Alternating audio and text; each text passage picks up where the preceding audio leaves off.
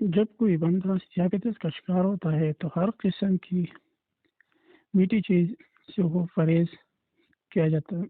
پرہیز کرتا ہے، لیکن آج ہم آپ کو چند ایسے پھل بتائیں گے جو کہ ذیابیطس کے مریضوں کے لیے انتہائی فائدہ مند ہوتے ہیں۔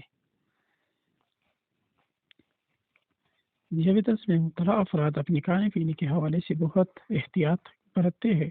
جہاں ذیابیطس کے مریض میٹھا کھانے سے پرہیز کرتے ہیں، وہ انہی مشروبات کے استعمال سے بھی منع کیا جاتا ہے۔ ایک رپورٹ کے مطابق اس وقت دنیا کے 42 کروڑ سے زیادہ افراد ذیابیطس کا شکار ہے۔ آم، چیکو اور تربوز ایسے پھل ہیں جن کی فوائد تو بہت ہے، تاہم ان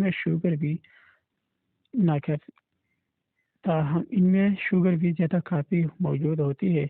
لیکن اچھی بات یہ ہے کہ چند پھل ایسی بھی ہے جن کو ذیابیطس میں مبتلا افراد بآسانی کھا سکتے ہیں اور انہیں شوگر کے حوالے سے پریشان ہونے کی بھی ضرورت نہیں پڑے گی۔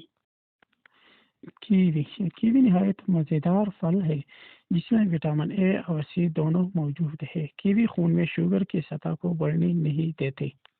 نمبر 2، آڑو کو سلاد میں بھی کھایا جا سکتا ہے۔ اس کے علاوہ ذیابیطس میں مبتلا افراد اسے بغیر کسی فکر کے کھا سکتے ہیں۔ سنگترا کو بھی ذیابیطس کے مریضوں کے لیے فائدہ مند پھل کہا جاتا ہے۔ اس میں فائبر، وٹامن سی، پوٹاشیم کی مقدار بہت زیادہ پائی جاتی ہے جو کہ ہضم بھی آسان بناتی ہے۔